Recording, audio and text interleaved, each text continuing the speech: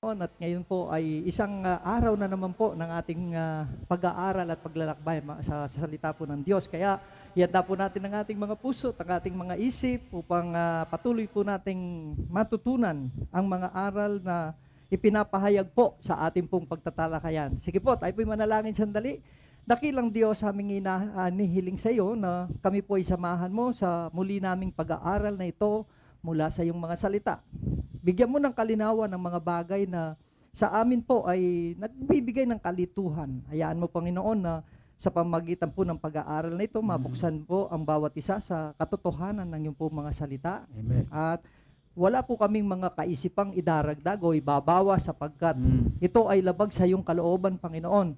Kaya kung ano man po ang mga nakasulat at nakasaad lamang, ay siya lang namang dapat na paniwalaan at ipinagkakatiwala namin sa iyo, Panginoon, ng kaunawaan na siyang igawad mo sa bawat isa, hindi lang sa iyong mga lingkod na nagpapahayag, kundi maging sa mga tumatanggap ng iyong pong mga salita. Panginoon, dalangin ko na patuloy na kumilos ka sa buhay ng bawat isa. Maparangalan ka, maluwalhati ka at madakila. Salamat po ng marami. Ito po ang aming dalangin sa pangalan ng aming Panginoong Hesus. Amen and amen. Praise the Lord. So, yanda na po natin ang ating mga puso. Napakaganda po ng ating topic. Ito po kasi ang isang bagay na kahit sa akin po ay nagbigay ng kalituhan nung akin pong sinasaliksik ang bagay na ito. At ito po yung bagay na isa sa pinanghahawakan ng mga nagtuturo ng kamalian ng tungkol sa rapture, tungkol po sa Antikristo na darating. At ito po yung lilinawin sa atin ng ating pong guro sa hapong ito. So, ibibigay na po natin sa ating guro, si Guro Nato Malinaw.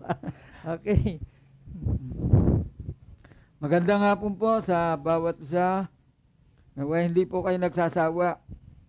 Sabi nga ng isang pastor, salamat daw at hindi po kami nagsasawa sa pagtuturo. Hindi po namin nadadama yun na kami nagsasawa at hindi namin po naiisip na pagsawaan ang pagtuturo ng salita ng Diyos sapagkat napakahalaga po nito at masasama po dito na ang mga ganitong pagtitipon na napakahalaga pong talakayin ang paksa ngayon natin sa hapong ito na ang pamagat po ay ang araw ng Panginoon at ang taong makasalanan.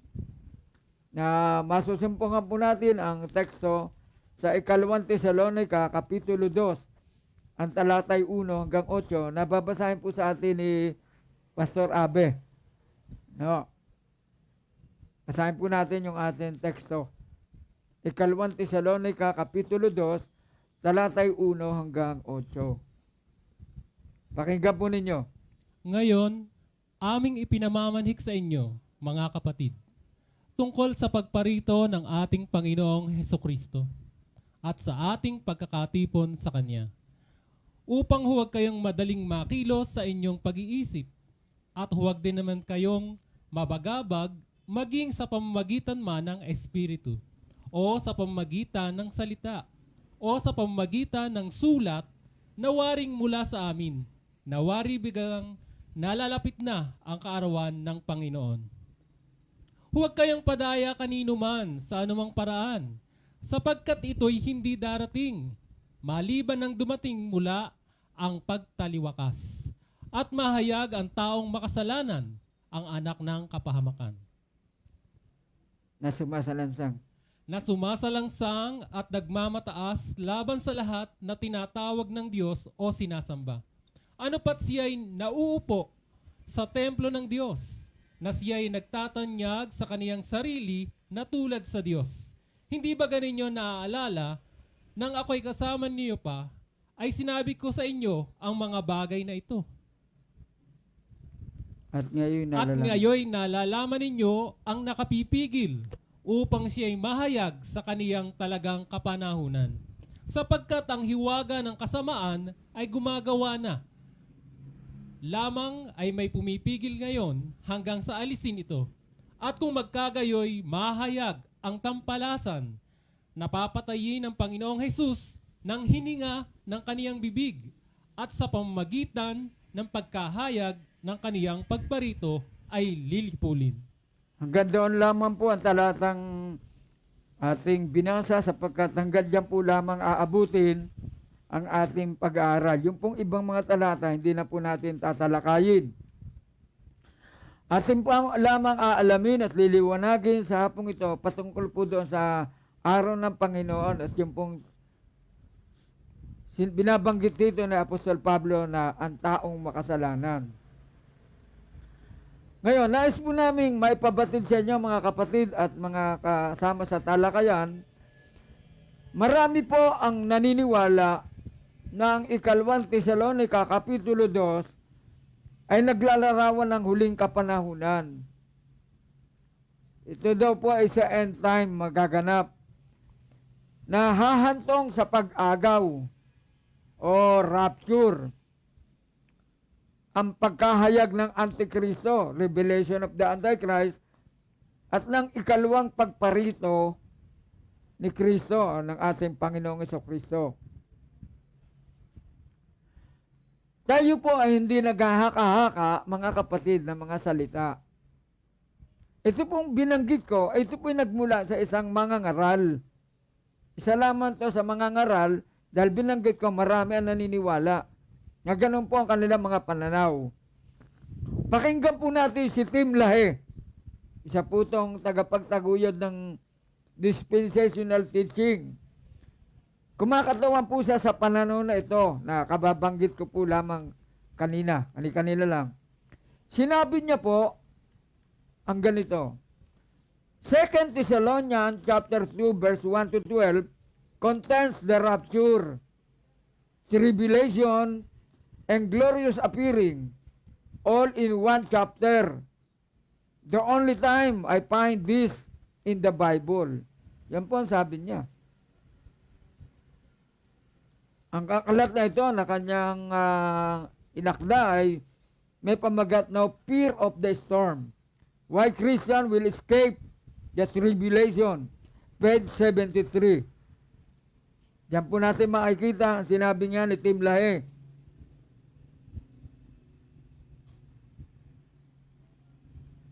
Yun, nais po namin pabatid sa inyo sa hapong ito. Bagamat, samantalang si Tim Lahe ay nag-aangkin, nakatitiyak sa kanyang paniniwala, nakababanggit ko po lang, kanina lang, ngayon, samantalang binabanggit ko, marami na una sa kanya. Ibig sabihin, mga nauna sa kanya, mas may maedad sa kanya, sa pananampalataya, ay hindi lubos na tiwala sa nabanggit na katuruan. Hindi po, ang ibig po sabihin, hindi po niya kaisa sa kanyang paniniwala, yung mga nauna sa kanyang mga gurong Kristiyano na katulad niya. Una, ito po ay si St. Augustine. St. Augustine po ay isa sa mga unang umamin.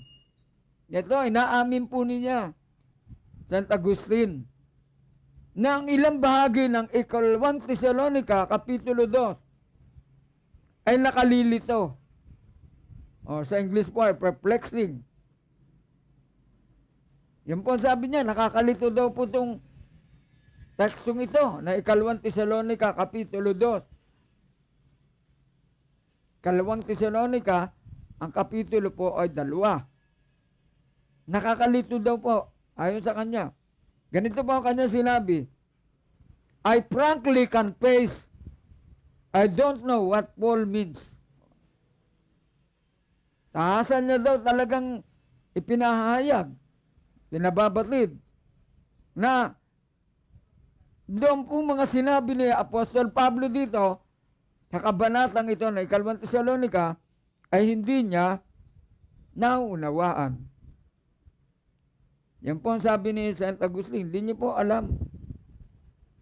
Ito po ay sa kanyang aklat na The City of God in his Select Library of Nicene and Post-Nicene Fathers of Christian Church, page 437.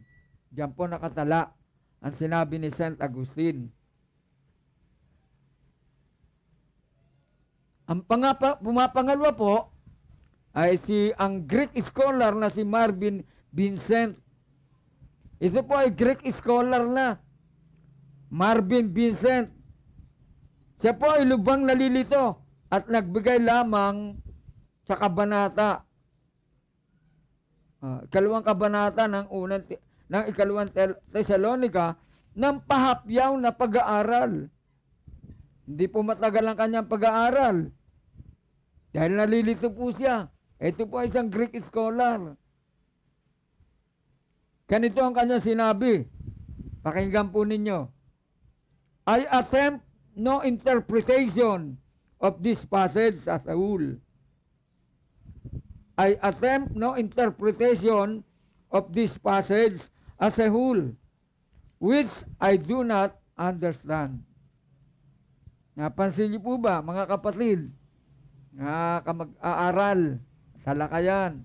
Ito po ay Greek scholar, pero hindi po nagbigay ng malaking panahon sa pag-aaral dito sapagkat siya man po daw ay nalilito at hindi niya nauunawaan. Ito pong 2 Thessalonian. Ikalawang Thessalonica, Kapitulo 2. Ngayon, nais po namin pauna sa inyo na hindi po namin kaya tatalakayin to ay may higit po kami nalalaman. Kaysa sa mga Greek scholar na yan at mahuhusay na tagapagturo ng Biblia. Ang ating pong gagawin ay pagsisikapan po natin na pag-aralan.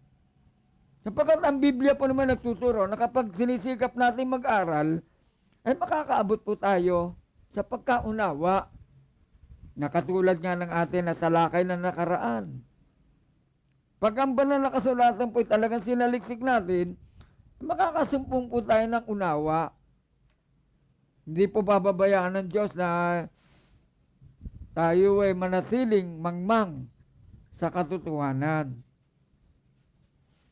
Ngayon, sa ating pong gagawin pag-aaral, sa kabanatang ito ng ikalawang Tesalonica, Kapitulo 2, ay ating pong suriin,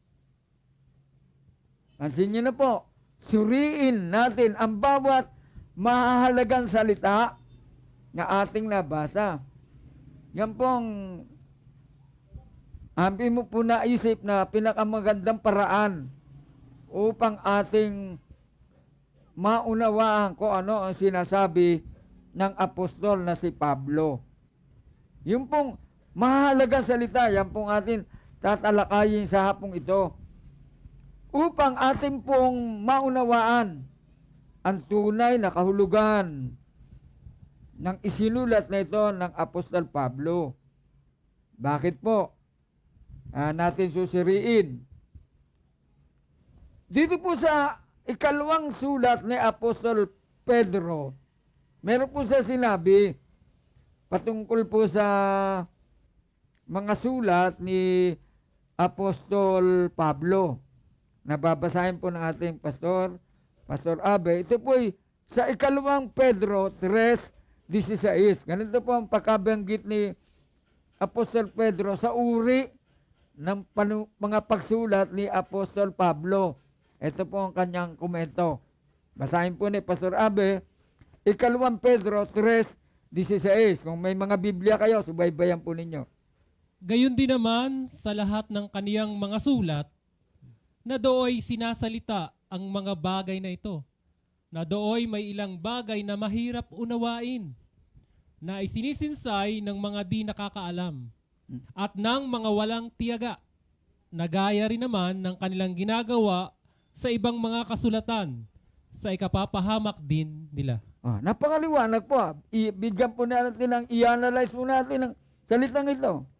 Doon sa mga sulat na Apostol Pablo, meron doon po doon mga sinalita na mahirap unawain. Na ibig sabihin na isinisinsay, ipinagkakamali ng mga hindi nakaalam. Kaya kailangan po, malaman natin ito para hindi po tayo magkamali. Yan po doon sa mga walang hilig mag-aral, walang alaga sa kanila, patuloy kayo magkakamali. Yan lang aming masasabi sa inyo. Magkakamali po kayo pag hindi po ninyo pinagtiyagaan pag-aralan to. Oh. Ayan po, sabi ni Apostol Pedro, ilang bagay na mahirap unawain na ipinagkakamali o sinisisay ng mga di nakaalam.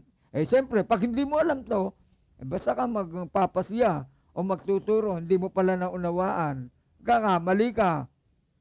At ng mga walang tiyaga, o yung mga hindi mailig mag-aral, walang tiyaga mag-aral, pero nagagawa makapagturo kahit hindi nalalaman. Ano po sabi ng banal na kasulatan sa magitan ni Pablo? Nagaya rin naman ang kanilang ginagawa sa ibang mga kasulatan. Ganun din po ang attitude nila. Walang tiyagang pag-aralan yung mga katotohanan na nakasulat sa Biblia. Pagkatapos, mangangas magturo. Hindi, dahil nga po hindi naman alam talaga, hindi na unawa, nagkakamali po sila.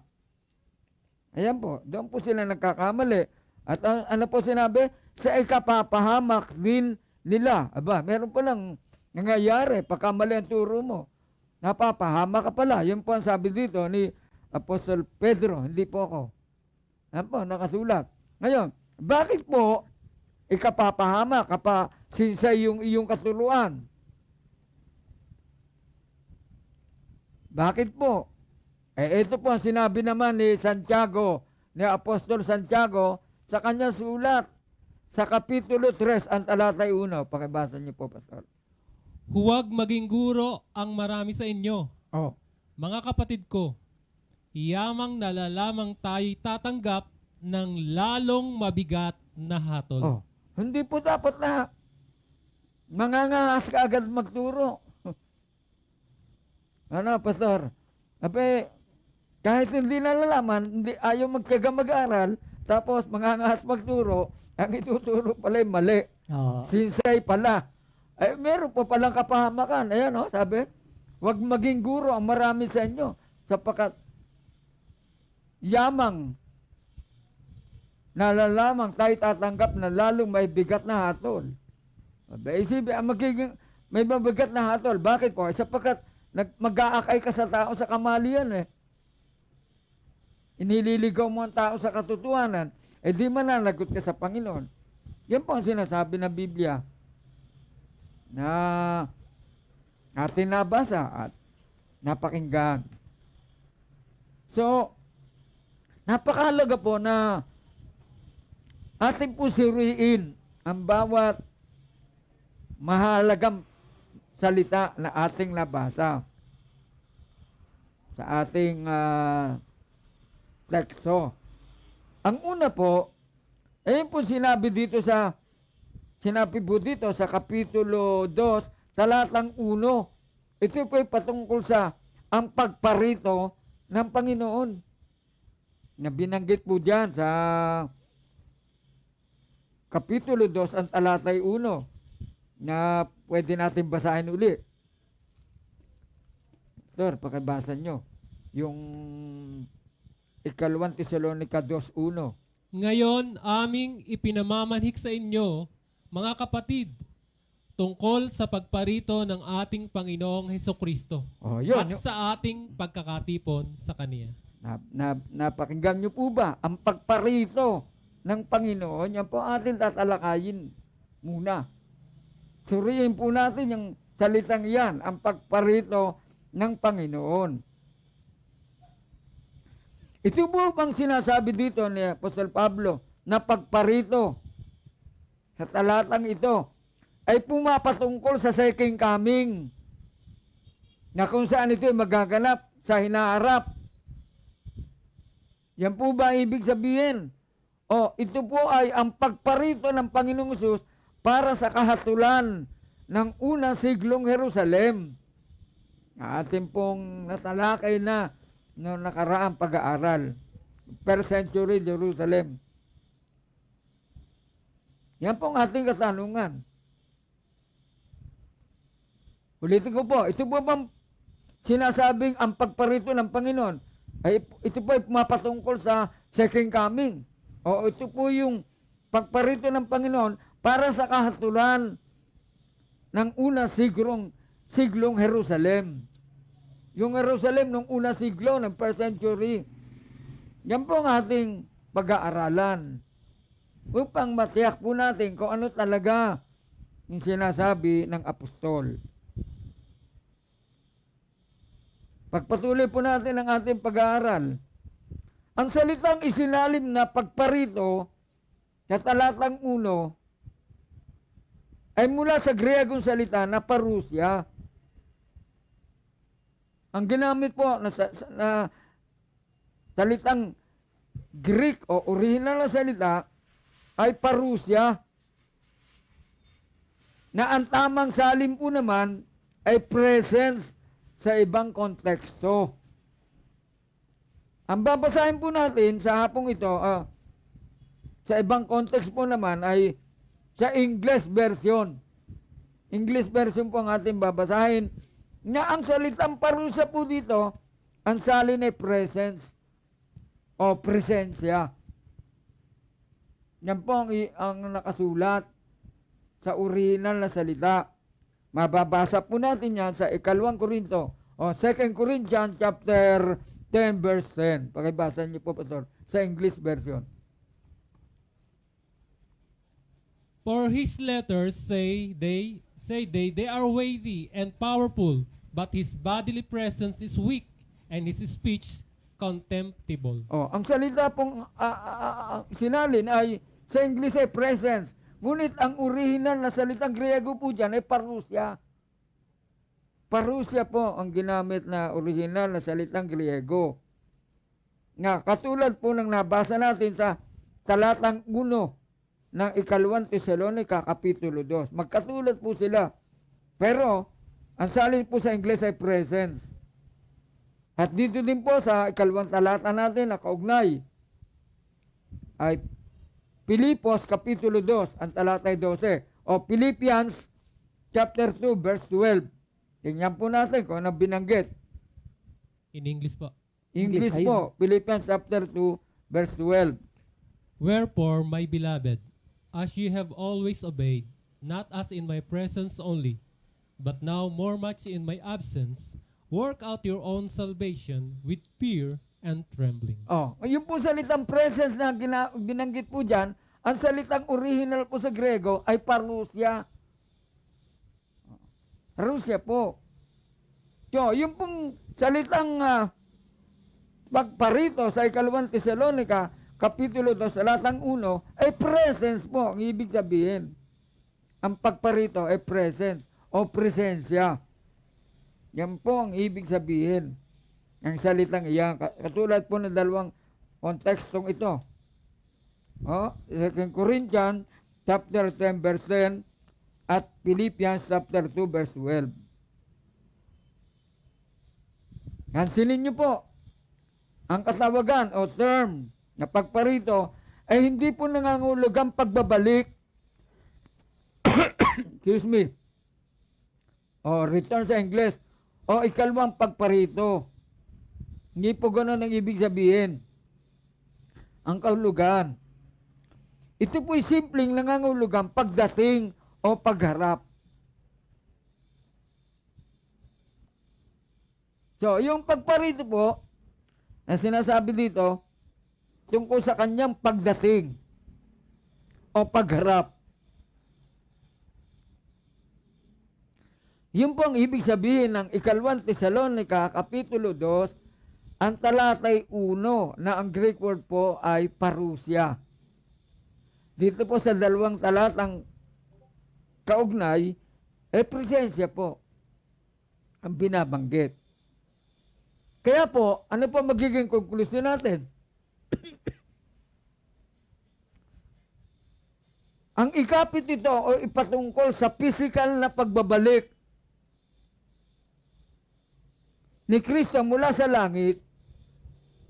Ito po isang tahasan o tuwirang pagbabago sa tunay na nais paunawa ng salita.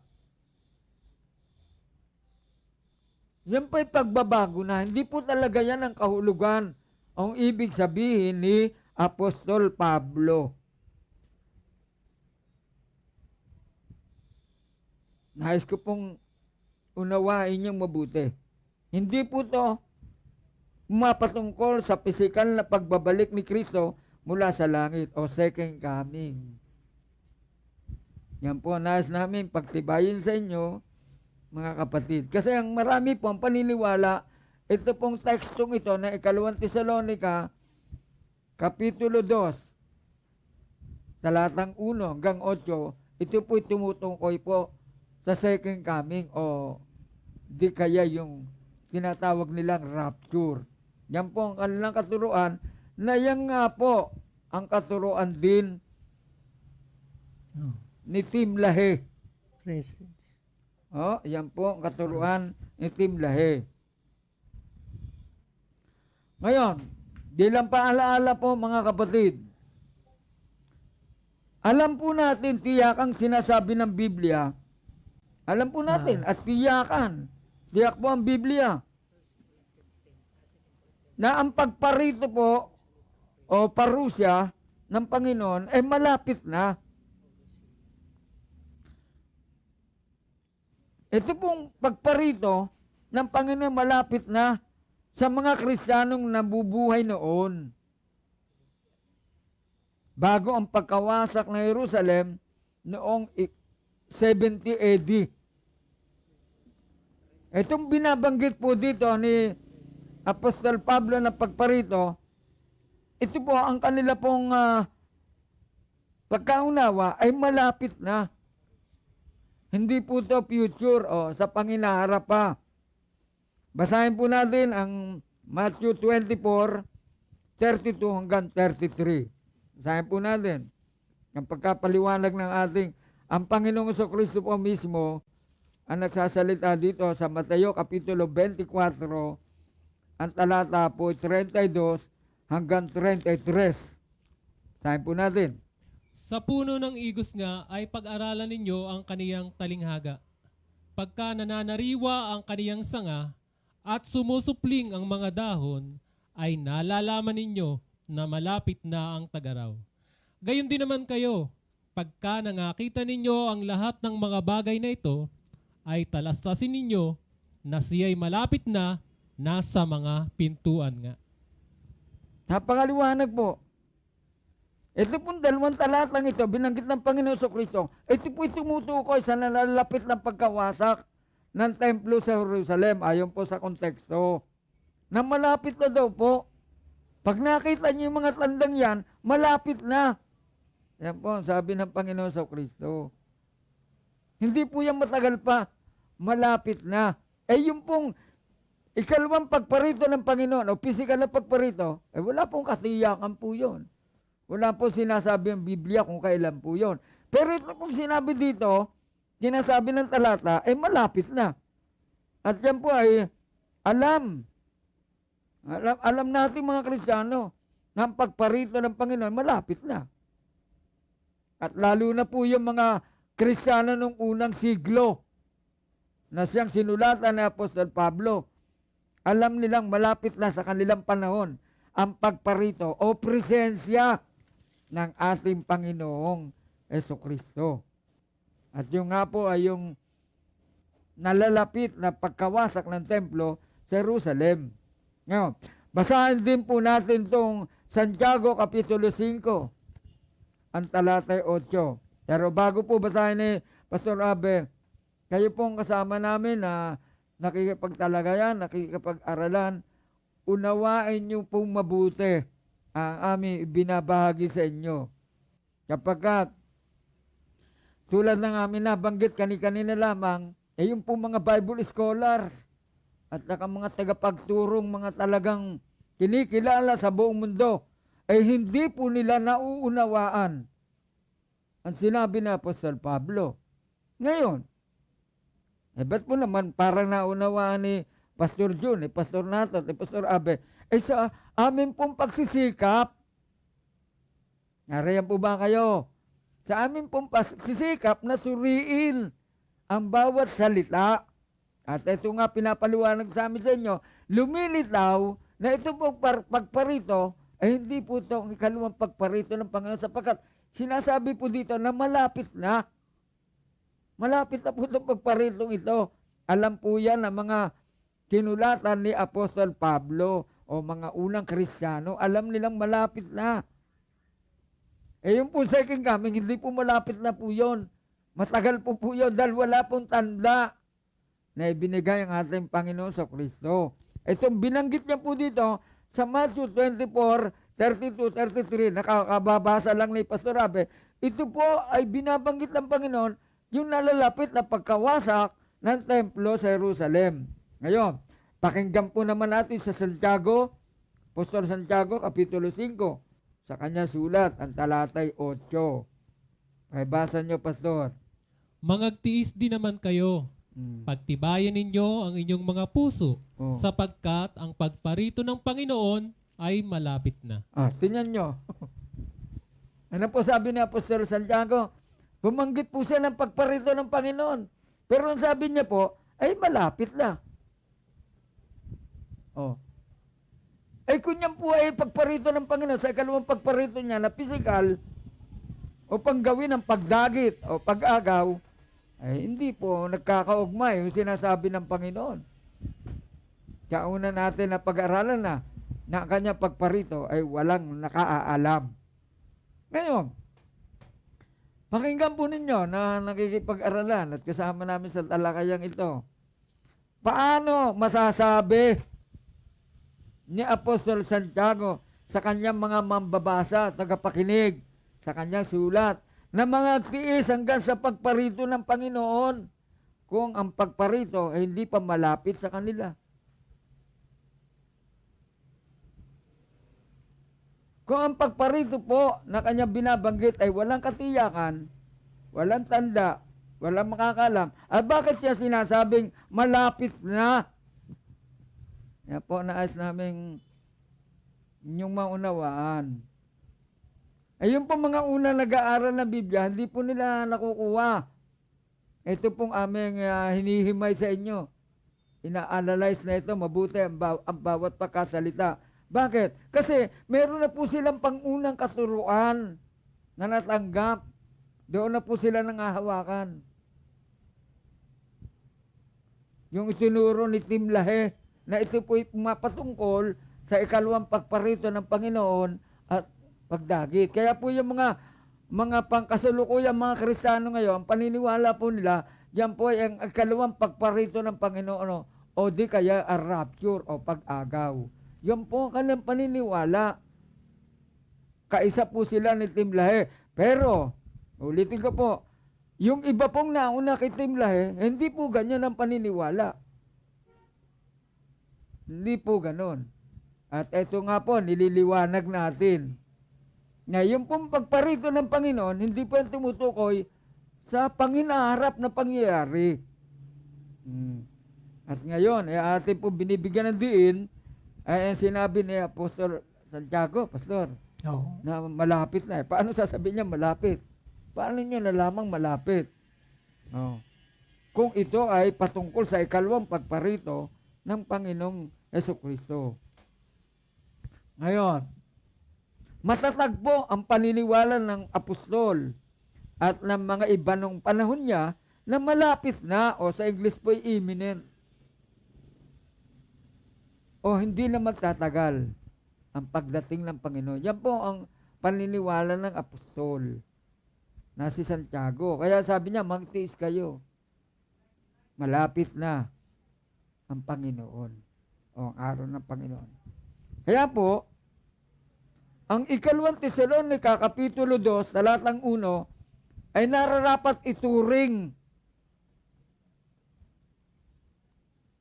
na nasasakop ng panahong malapit na sa unang siglong iglesia. Huminga tayo ng kaunti. Ibig sabihin po ni Pablo dito, ito pong pagparito ng Panginoon, malapit na.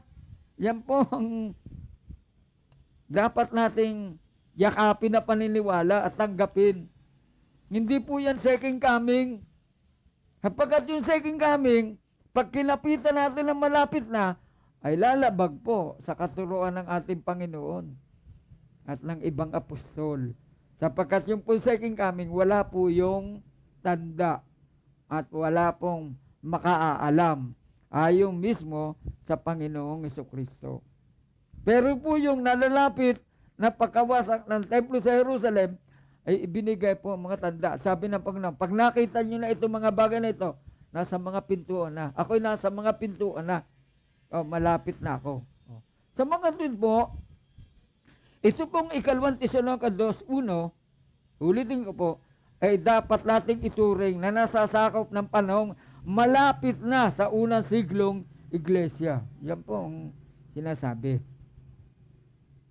Ngayon, atin pong balikan yung sinasabi ni Pablo.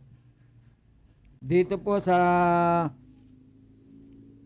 ikalawang Tesalonica, balikan po natin yung sinabi po niya dito na upang huwag kayong madaling makilos sa inyong pag-iisip at huwag din naman kayong mabagabag maging sa pamamagitan man ng Espiritu o sa pamamagitan ng salita o sa pamamagitan ng sulat na waring mula sa amin, na waring bagang nalalapit na ang kaarawan ng Panginoon. Ngayon, tingnan niyo po, hindi kinontra ni Apostol Pablo ang paniniwala ng mga taga-Tesalonica na ang pagparito ng Panginoon ay malapit na. Hindi po niya kinontra, hindi sinabing, kayo, mga mali kayo, mga taga-Tesalonica, hindi malapit na. Wala po siyang sinasabing ganon. Ito pong katuruan na malapit na pagparito ng Panginoon, ito po ay isang tanggap o accepted na katuruan sa bagong tipan. Yan po ang tandaan po natin. Ang itinutuwid dito ng Apostol Pablo ay ang malililang paniniwala.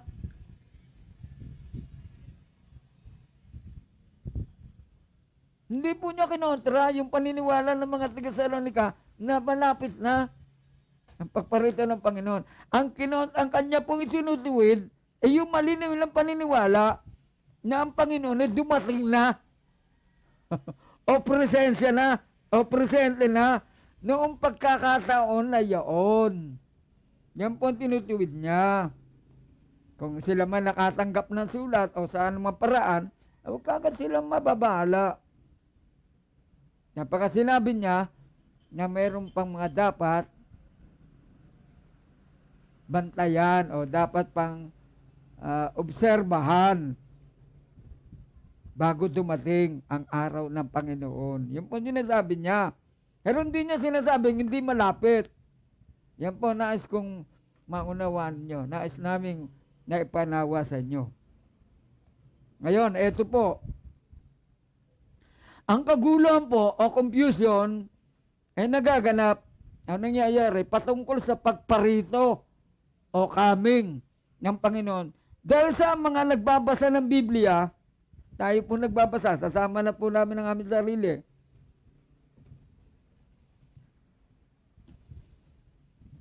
Nagkamali sa pagkaunawa. Tayo po nagbabasa ng Biblia, aminin po natin.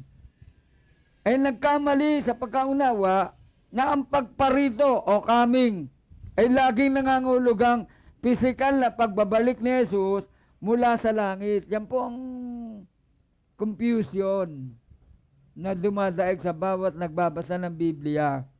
Pag nakakita po ng coming, ang kanilang paniniwala kaagad ay second coming, Pastor. Tingnan niyo po, dito po sa aklat ng Apokalipsis, may binanggit na sabi ng Panginoon, ako paparito ako. Sabi ng Panginoon, ako'y paparito. Kung kayo hindi magsisisi, magsisi kayo sa inyong mga ginagawa. Kundi paparito ako. Madali akong paparito.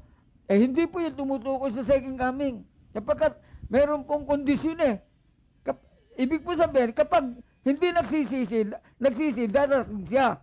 Pero kapag nagsisi, hindi po siya darating. Yun pong ibig sabihin doon sa aklat na Apokalipsis. Meron pong ganun mga pananalita ang Panginoon. Maliban magsisi. Yan po sabi ng Panginoon. Sa mga tuwid, yung pong pagparito niya, hindi po second coming. Kapag ang tao niya na nagsisi, ay hindi po siya pupunta. Ang kanyang presensya hindi iiral. Yun pong ibig niya sabihin. So, yan po ang pagkakamali nating mga nagbabasa ng Biblia. Pag nakakita po tayo ng darating o coming, lagi nating iniisip second coming kagad ang binabanggit. Kaya po tayo ay nagkakamali. Hindi po lahat ng salitang pagparito sa banal na kasulatan ay tumutukoy po sa ikalawang pagparito ng ating Panginoong Hesukristo. Na atin na pong napag-aralan. Ngayon, maliwanag po, hindi po ang ikalawang pagparito ng Panginoon Hesukristo ang sinasabi dyan ni Apostol Pablo. Ang pagparito ng Panginoon, di po. Malapit na po yan nung kanilang kapanahunan, nung unang siglo. Yung pong pagparitong binabanggit dyan ni Apostol Pablo. Samantalang yung pagparito ng Panginoon na physical, o tinatawag natin second coming, wala pong makakaalam. Yan po nais naming bigyan diin. Ngayon, pumasok na po tayo sa ikalawang pananalita. Ang ikalawa po ay pumapatingkol po dito sa talatang 1 din po. 2 Tesalonica, Kapitulo 2, ang talatay 1. Pakibasa niyo, Pastor. Ngayon, aming ipinamamanik sa inyo, mga kapatid, tungkol sa pagparito ng ating Panginoong Hesukristo at sa ating pagkakatipon sa Kaniya. Ito po magbibigay ng liwanag sa atin. Dahil suriin po natin ang sinabing ito ni Apostol Pablo, ang ating pagkakatipon sa Kanya. Ayun pong iba, nang mabasa po itong pagkakatipon na ito, ay nasa isa-isip agad rapture na. Pastor, Oo. makakita ng salitang pagkakatipon, pumasok agad rapture. Ngayon, pakinggan natin muli si Timla. Ito po kasi mayroon na silang natanggap na unang katuruan mula nga po sa isang tagapangaral na dispensational na ito nga po ay si Timlahe. Nakasamahan nila Halinse Scofield. Ito po si Timlahe, kasamahan po nila to. Ito po isang gurong dispensational. Ganito po ang kanya sinabi. Pakinggan niyo po. The gathering together to him refers to the rapture. Pakinggan niyo po ba? Yan po sabi ni Timlahe. Ito po ang kanyang paniniwala. The gathering together to him refers to the rapture, the event when he welcomes his church to be with him. Saan po mabamasa? Sa dati din po aklat. No fear of the storm. Page 73. Diyan din po nakasulat yung sinabi ni Timlahe. So, ito pong pananalitang ang ating pagkakatipon sa kanya, ang paniniwala po dito ni Timlahe, ito daw po ay ang tinatawag na di umano'y rapture ng iglesia. Yan po ang paniniwala niya. Pero atin pong suriin ang salitang ito. Nariyan pa po ba kayo? Dito po kami, di po kami nagsasawa na ibahagi sa inyo. Tunawain niyo mabuti. Ami binabahagi sa lalong ikaliliwanag at patungo sa tamang katuruan na atin pong matatanggap sa hapong ito. Ang salitang Griego para sa pagkakatipon Pansin po ninyo, mahalaga po yung salitang Griego, yung salitang orihinal. Dahil ang pagkasulat po dito ay sa Griego. Oh. Ang salitang Griego para sa salitang pagkakatipon ay episynagoge. Ito po ang Greek word, episynagoge. Ito po ang original na salita. Ngayon, tandaan po ninyo, hindi po ito ang salitang ginamit ni Apostol Pablo nang ipaliwanag niya ang rapture. Sa una po natin pag-aaral, ang ginagamit po ng dispensational doon po sa salitang rapture ay Latin po.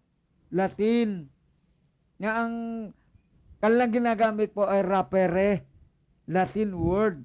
Pero, ang salitang rapture po, yung pong pag-agaw, ang original na salita po sa Griego ay harpaso. Nandiyan po ba kayo? Ang ginamit pong salitang Griego ni Apostol Pablo sa rapture ay harpaso. Hindi din po rapere o Latin. Harpaso po. Ngayon, dito po sa Ikalawang Tesalonica 2:1, ang salita pong pagkakatipon ay episynagoge. Yan pong ginamit niya.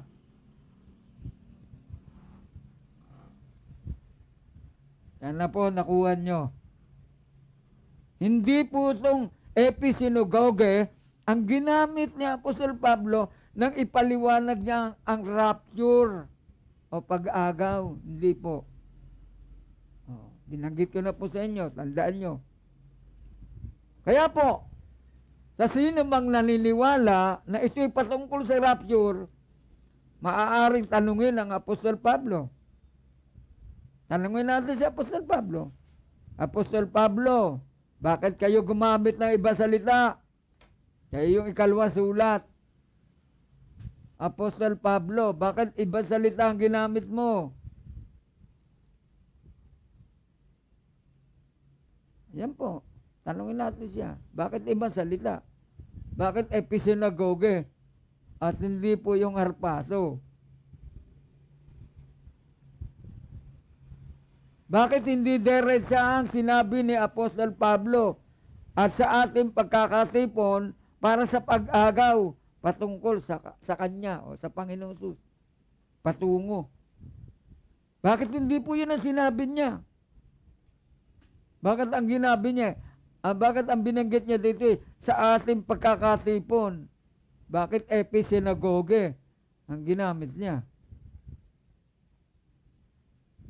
So, ano po ang maliwanag na itinuturo nito, mga kapatid? Ano po ang maliwanag? Si Apostol Pablo ay nagtuturo at tumatalakay sa dalawang magkabukod na pangyayari. Nandiyan pa po ba kayo, mga kapatid? Yung unang Tesalonica, Kapitulo 4, ang tinatalakay niya po doon ay ang pag-agaw sa iglesia. Pag-agaw po. Ang Greek word na ginamit niya doon ay harpaso. Samantala dito, iba po ang tinatalakay ni Pablo dito. Yung pong pagparito dito at pagkakatilo po ng Kristiyano ay doon sa pagparito ng Panginoon na malapit na upang hatulan ang unang siglong Jerusalem dahil nga po sa kanilang nagawang kasalanan sa Panginoon at sa ating mga naunang pagtatalakayan na ito po'y naganap na noong pang-ikapitong anyo o 70 AD. Nga dito po sa Kapitulo 2 ng Ikalawang Tesalonica ay pinapaliwanag pa lamang ni Apostol Pablo. Pero ito po'y nagkaroon na po ng kaganapan sapagkat malapit na nung unang siglo. Ay nung unang siglo din po naganap yung pagparito ng Panginoon.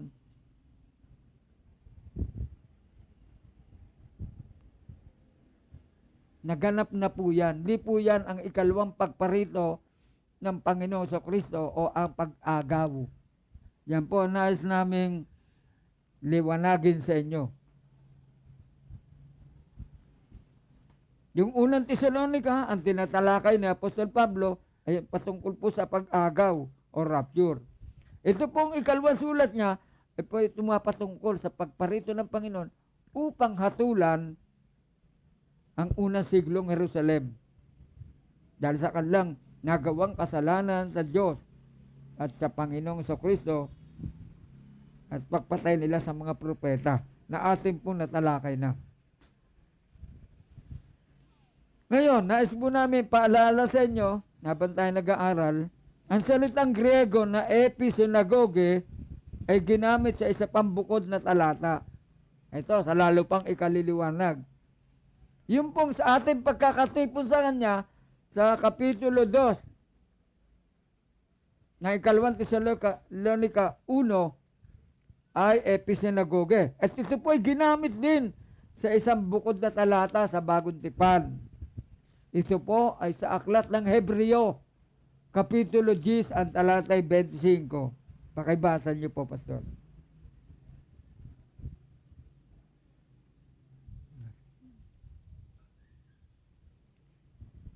Hebreo, Kapitulo 10, ang talatay. Nandiyan po ba? Buksan natin sa ating banal na kasulatan, Pastor. Kung hindi nakalagay dyan, ako na po babasa. Hebreo Kapitulo 10 ang talatay 25. Na wag natin pabayaan ang ating pagkakatipon. Ito po. Ang salitang ginamit po dito, episynagoge. Yun din po ang Greek word na ginamit. Episynagoge. Yun po nasa ikalawang Tesalonica 2:1 at yung Hebreo Kapitulo 10 talatang 25 ay isa po ang salitang Griego na ginamit. Episynagoge din po.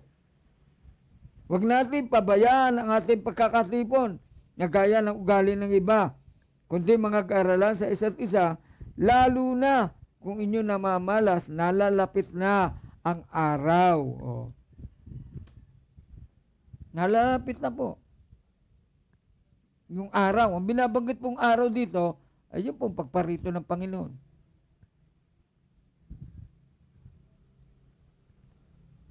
Upang isagawa ang paghatol sa unang siglong Jerusalem. Yan po ang maliwanag na sinasabi. Ngayon, meron po itong kaugnay ng mga talata na nakasulat din sa Biblia. Meron po itong mga kaugnay na talata ating pong babasahin para mapagtibay. Ito ay mababasa natin sa Mateo Kapitulo 23 ang talatay 37. Lord, pakibasa niyo. O Jerusalem, Jerusalem, na pumapatay sa mga propeta at bumabato sa mga sinusugo sa kaniya. Makailang inibig kong tipunin ang iyong mga anak, na gaya ng pagtitipon ng inahing manok sa kaniyang mga sisiw sa ilalim ng kaniyang mga pakpak, ay ayaw kayo.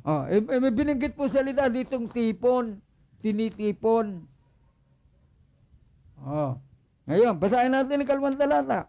Marcos 3:77. At kung magkagayoy susuguin niya ang mga anghel, at titipunin ang kaniyang mga hinirang mula sa apat na hangin, mula sa wakas ng lupa hanggang sa dulo ng langit. Yan po ang ikalawang talata. At ang ikatlong talata, nakaugnay ng Hebreo 10:25 na ang tinatalakay po'y pagtitipon. Mababasa natin dito sa Lucas 17, talatay 37. Pakibasa po ninyo. At pagsagot nila ay sinabi sa kaniya, "Saan, Panginoon?" At sinabi niya sa kanila, "Kung saan naroon ang bangkay, ay doon din naman magkakatipon ang mga uwak." Itong salita pong binabanggit dito, tumutukoy po ito sa mga kalipunan ng tao at may binanggit po diyang vultures, kalipunan. Hindi po ito pag-agaw na patungo sa langit o rapture. Kundi ito pagtitipon po lamang ng tao. Katulad ng doon sa Hebreo Kapitulo 10, ang talatay 25. So, tatlong talatang ito ay pagtitipon po ng tao. Ang binabanggit dito. Yan namang isa po ay pagtitipon ng mga uwak. Hindi po ito pag-agaw. Ang binabanggit dito. Ngayon, nais po namin patuloy na bigyan ng diin, ang pagtitipon po ng mga tao ng Diyos ay may tiyak na kahulugan. Yung pagtitipon. Huwag kagad natin bibigyan ng ibang kahulugan na porkit nagtipon, yan po'y pag-agaw na kaagad. Ang pagtitipon ng mga tao ng Diyos may tiyak na kahulugan. Ang sinasabi po sa Hebreo 10:25 na ang ginamit po episinagoga, episinagoge sa Greek, ay isang pangkaraniwang pagtitipon, ay isa po itong ordinaryo. Pangkaraniwang pagtitipon, na ano po ginagawa doon? Na may pag-aaralan sa isa't isa. Basahin po natin muli yun, Pastor. Na ang pagtitipon po ngayon, nag-aaralan sa isa't isa. Hindi po kaya nagtitipon para maagaw na o ma-rapture na. Basahin po natin ang Hebreo 10:25. Pastor. Na huwag nating pabayaan ang ating pagkakatipon na gaya ng ugali ng iba, kundi mag-aralan sa isa't isa at lalo na kung inyong namamalas na nalalapit na ang araw. Ayun. Yung pagtitipon nila, hindi ibig sabihin na may magaganap na yung pag-agaw, kundi kaya sila nagtitipon dahil nag-aaral na sila, nalalapit na yung araw. Yung may binabanggit po nalalapit na araw. Hindi po yun ang araw ng pagparito ng Panginoon upang agawin ang mga Kristiyano. Hindi po ganon ang sinasabi. Ngayon, meron pa po itong kaugnay na salitang Griegong synagoge. Synagoge. Ang kaugnay po nito. Yun ang episinagoge. Pero meron pa pong kaugnay na salitang synagoge. Kung saan, kinuha ang salitang synagoge sa English ay, yun po salitang synagogue sa English ay, dito po kinuha. Kalimutan ang ginagamit sa Bagong Tipan na nangangahulugang magtipon bilang isang grupo. Ibig po sabihin ito salitang synagoge, na sa English po synagogue, ito po ay pagtitipon ng isang grupo. Hindi po ito tumutukoy sa rapture o sa second coming. At mapapatunayan po natin sa magitan ng talatang ating isusuporta. Ito po ay mababasa natin sa Mateo Kapitulo 18, ang talatay 20. So, Sapagkat kung saan nagkakatipon ang 2 o 3 sa aking pangalan, ay naroroon ako sa gitna nila. pagtitipon lang po ito ng tao. Ang binabanggit po dyan, pagtitipon. Synagoge po ang Greek word na ginamit. Synagogue o kalipunan. Pagtitipon bilang isang grupo. Ito po ay meron pong kaugnay na talata. Hindi po lamang yan. Meron po yan kaugnay na talata na mababasa natin. At ang nakalagay po dito ay 5 talata. Pagtagaan po natin basahin. Mateo Kapitulo 2, ang talatay 4. Pagabasa niyo po, Pastor. At pagkatipon sa lahat ng mga pangulong saserdote at mga eskriba ng bayan, ay siniyasat niya sa kanila kung saan kaya ipinanganak ang Kristo. Tipon. Tinipon lamang po. Yan ang isang grupo. 11:52 nandyan. Pakibasa niyo, Pastor. At hindi dahil sa bansa lamang, kundi upang matipon din naman niya sa isa ang mga anak ng Diyos na nagsisipangalan. Pagtitipon po lamang po ng isang grupo ng tao to. Katulad po ng sa Matthew 18:20. Synagoge. Ang binanggit, kaugnay na talata. Salitang Griego. Gawa 14:27. Pastor, pakibasa nyo. At nang sila'y magsidating at matipon na ang iglesia, ay isinaysay nila ang lahat ng mga bagay na ginawa ng Diyos sa kanila at kung paanong binuksan niya sa mga hentil ang pintuan ng pananampalataya. Nang matipon niya ang iglesia. Pagtitipon po ito ng grupo. Pero wala po sinasabi dito, ito po ikalawang pagparito ni Kristo o pag-agaw o pagdagit. 15:30 ng gawa, Pastor, ang kaapat na talata. Kaya nga, nang sila'y mapayaw na, ay nagsilusong sa Antioquia. At nang matipon na nila ang karamihan, ay kanilang ibinigay ang sulat. Yun. Pag tinipon lang ang mga tao. Sunagoge.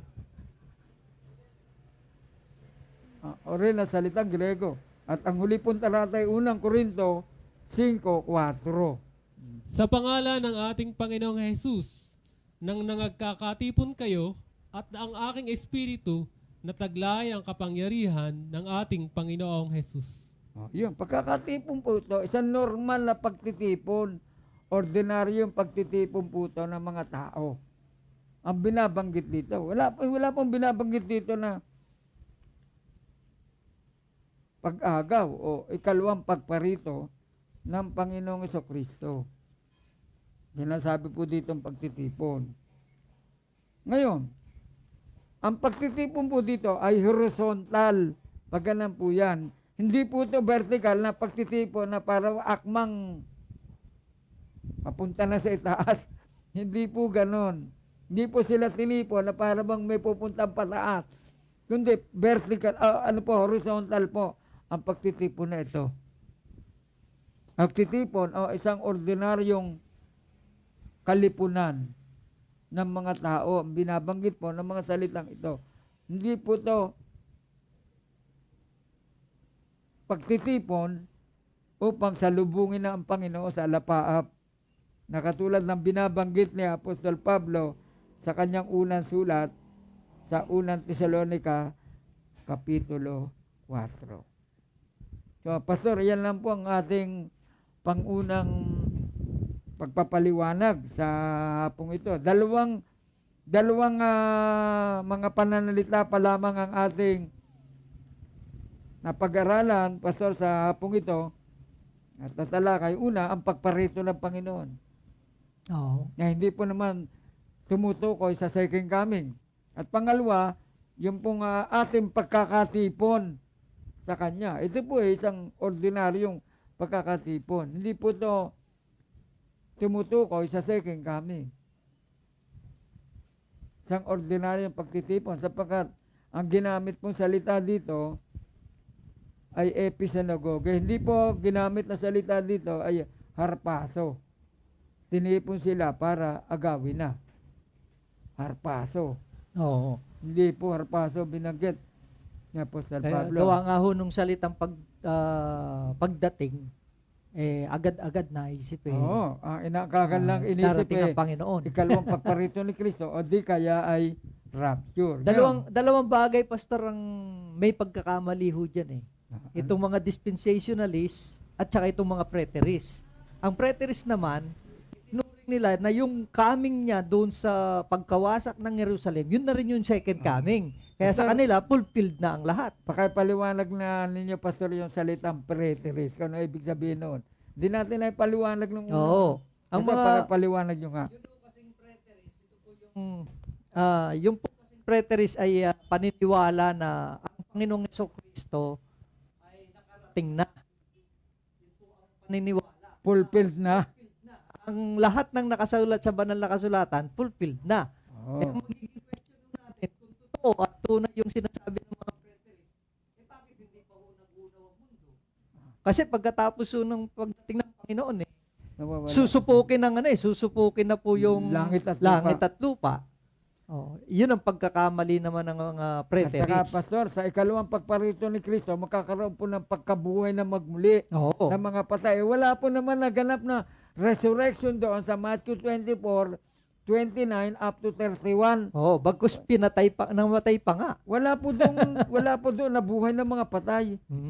At yan sa inyo nga, pangalawa yung sinasabi nyo na sa ikalawang pagparito po kasi ng ating Panginoon Jesucristo, na talakay natin nakaraan, magkakaroon na po ng pagsupok sa langit at lupa. Yung paniwala naman ng dispensational doon, iba. Pero napatunayan po natin ni second coming sapagkat ang tinatalakay po doon ng mga manunuya, nasa niya, pangako ng kanyang pagparito.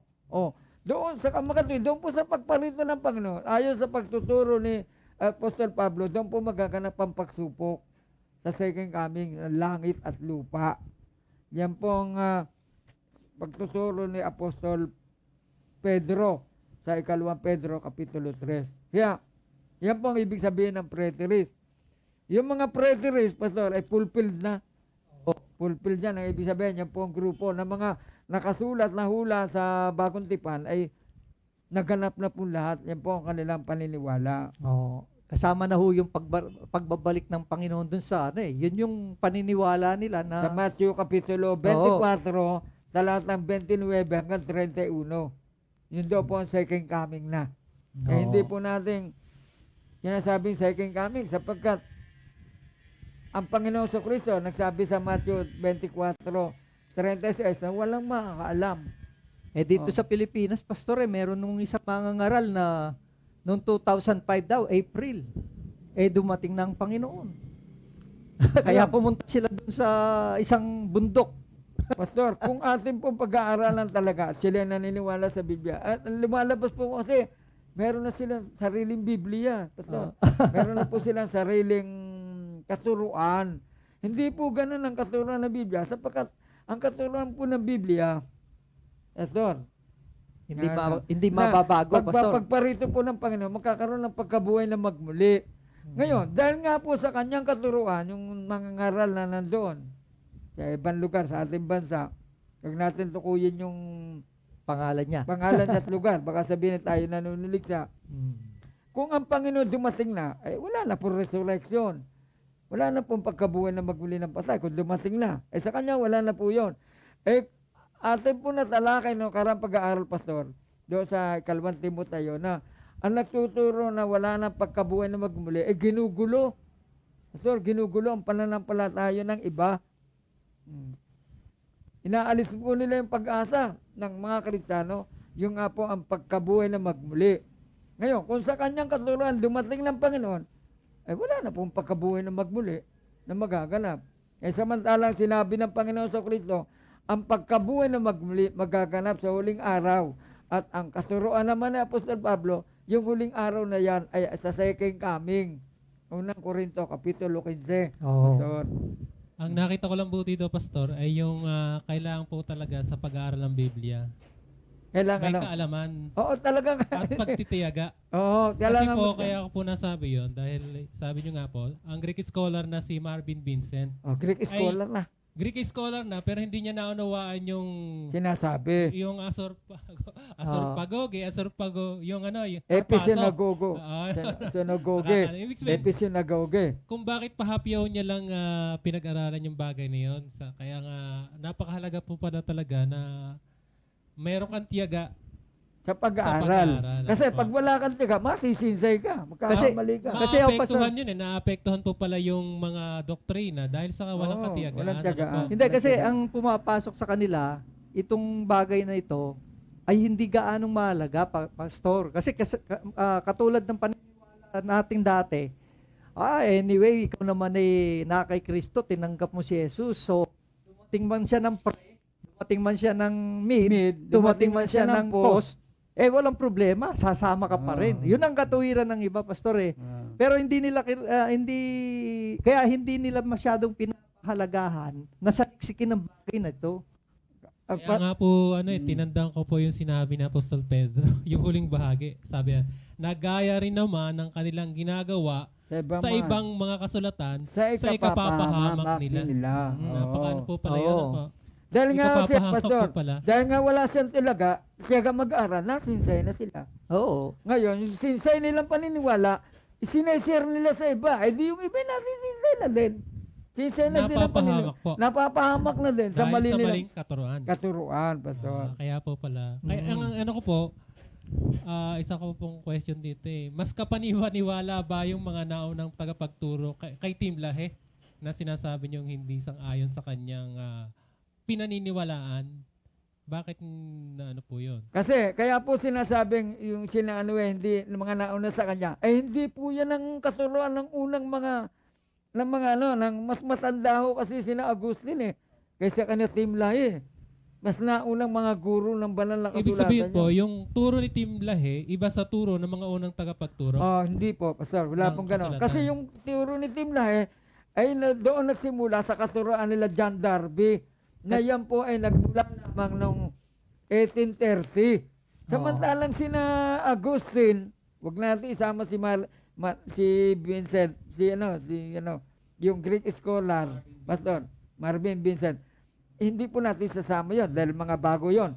Yung po si Tim Lahe, kalinya po lamang nila, nila Scofield, nila Halinse, Scofield, yan, sina Tim Lahe, kalinya po lamang nila yan. Ito mga 19th century. Hindi po, ang ibig sabihin dito, yung mga apostol, mga fathers of faith, yung mga unang tagapagturo, hindi po sang-ayon sa tinuturo ni Tim Lahe kung sila'y nabubuhay pa. Hindi po kaayon sila sapagkat yung po mga nauna, yan katulad sina Agustin, mga reform, hindi po yan naniniwala sa rapture. Hindi po sila naniniwala na may rapture na bukod sa second coming. Ang kanila pong katuruan, Pastor, ay second coming lamang. Wala pong bukod na 7 taon ng sa gitna nung second coming at rapture sapagkat hindi po naniniwala mga fathers of faith na mayroon pong 7 years great tribulation at may antikristong lilitaw na siyang magsasagawa ng pagpapahirap sa 7 taong kapigatian ngayon. Hindi po sila naniniwala doon. Ang malinaw po dito, Pastor, yung mga unang mananampalataya bago dumating si Tim Lahe, naniniwala lamang na malapit nang dumating ang Panginoong Jesucristo. Pero walang rapture na sinasabi. Yung pong pastor, yung pong sinasabing malapit ng pagdating, nung magpasimulang ituro ng Panginoon, yung nalalapit ng pagkawasak ng templo. No, yun ay nung per century. Pero yung nung nauna pa sa per century, hindi po ganun. Ang paniniwala po la second coming. Ngayon, yung second coming, wala nakakaalam. Gusto ko lang linawin, Pastor. Nakuha niyo pa, Pastor, ang pagkakaiba. Gusto ko linawin tong tinatanong ni Pastor Rabe. Ang tinatanong niya kasi, Pastor, ganito. Yung katiwa-tiwala ba, mas katiwa-tiwala ba yung mga naunang Kristiyano o itong mga nahuling Kristiyano katulad nila Tim Lahe? Ang sagot niya, Pastor, ganito kasi. Kaya mas nagiging parang katiwa-tiwala yung kanilang komentary lang kasi ng mga Pastor Kasi tayo babase pa rin sa Biblia. Bagamat sinabi ni Agustin ito, halimbawa ni Father Agustin, no? Bagamat sinabi ni Father Agustin to, pero pagbabasihan mo pa rin ng Biblia. Ganyan yan Pero kasi nung panahong yun, less pa ang tinatawag na corruption. Kasi ang kanilang pinagbabasihan talaga na Biblia, yung sinaunang mga banal na kasulatan, na which is sa panahon natin, marami ng kamalian sa mga binabasa nating Biblia kasi isinusulat na yan ayon doon sa gusto nung nagpapatranslate Kaya may corruption na yung banal na kasulatan. Hindi katulad nung una, talagang purely, ang binabasa nila yung alos yung talagang tunay na Biblia Katulad niya, Pastor, yung 'di ba mayroong school of thought na 3 school of thought. Na yung dispensationalism lumitaw lang ng bagong anyo. Pero ang unang anyo niyan ay premillennialism. Yung premillennialism, Pastor, nagtuturo na sa after the second coming ay magtatayo si Kristo ng kaharian sa Jerusalem.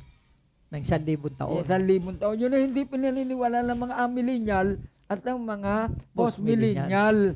Hindi nila pinaniniwala na si Kristo maghahari pa ng 1,000 taon after the second coming.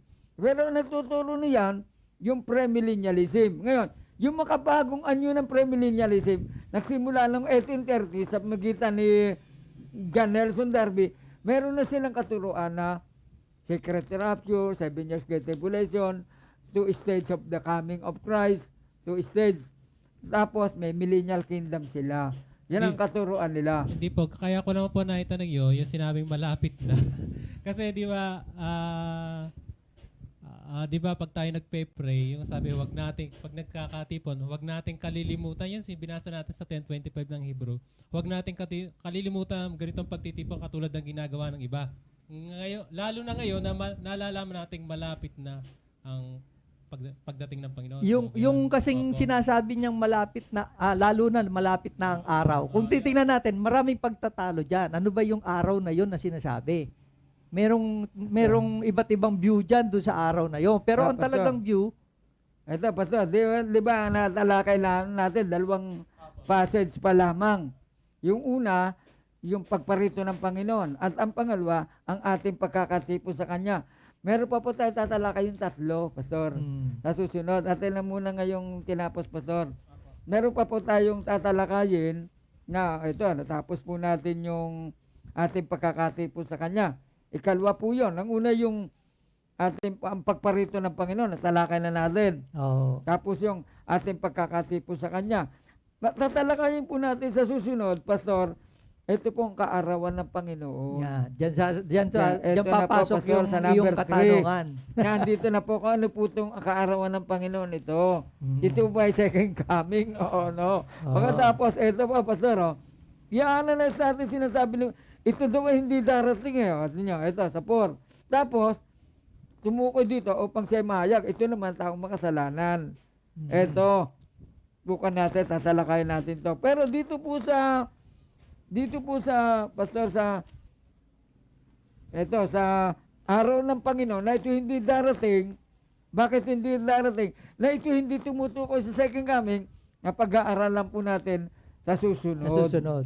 Habang natin pinapag-aralan, lalong lilinaw. Kasi, ating nga susuriin ang bawat sinilita ni Pablo sa 2 Tesalonica. 2 na po natalakay natin. Yung ang pagparito ng Panginoon. Bago ang pangalawa, yung ating pagkakatipon. Hindi po naman tumutukoy yun sa pagkakatipon para dagitin. Hindi po. Kapag ang ginamit doon ni Pablo, hindi po arpaso. Ang ginamit niya, episyolagoge. Yun ang ginamit niya. Ngayon, mayroon sabihin natin, ang ating mga pag-aaral ngayon, mas nakakahigit kaysa doon sa mga una. Pastor. Kasi ang ating, nakikita na natin yung kanilang mga pagkakamali Ay sa mga doon, parang ganito yan, Pastor. Ikaw nagigitara, si Pastor nagigitara. Ako, nakikinig lang sa inyo. Marunong din ako maggitara. Yung nalalaman nyo at nalalaman, Pastor, nakuha ko na. Mas magaling ako sa inyo ngayon. Sa inyong dalawa. Kasi yung nalalaman ko, hindi nyo alam. Pero yung nalalaman yung dalawa, natutunan ko na, ay masigit ako nalalaman sa inyo. Ibig sabihin, ngayon, yung mga tinuturo nila, nakukuha na natin na mali pala. Ibig sabihin, lumilinaw ngayon. Lumilinaw, habang natin sinasaliksik, nakikita natin ang kanilang mga mali sa kanilang mga tinuturo. Katulad nito na lamang, Pastor. Ito, para sa ating mga nakikinig. Sinasabi ni Tim Lahe at ni Binisgian Index, Pastor. Inaamin nila na yung pagkawasak ng Jerusalem naganap noong 70 AD. Bakit ngayon itong si Tim Lahaye may binabanggit na noong 1948, yung generation. Tingnan niyo, Pastor, ang kanyang katuruan ay salungat. Sa kanyang inamin na noong 70 AD naganap ang destruction of Jerusalem. Samantala sinabi ng Panginoon, hindi matatapos ang reresyong ito. Magaganap yung pagkawasak ng Jerusalem. Inamin niya na noong 70 AD nawasak. Ay ano pa kabuluhan ng kanyang 1948 na yun daw ang generation na makaka-witness. Sabi ni Tim Lahaye, bigyan si Tim Lahaye ang kanyang katuruan sa lungatan.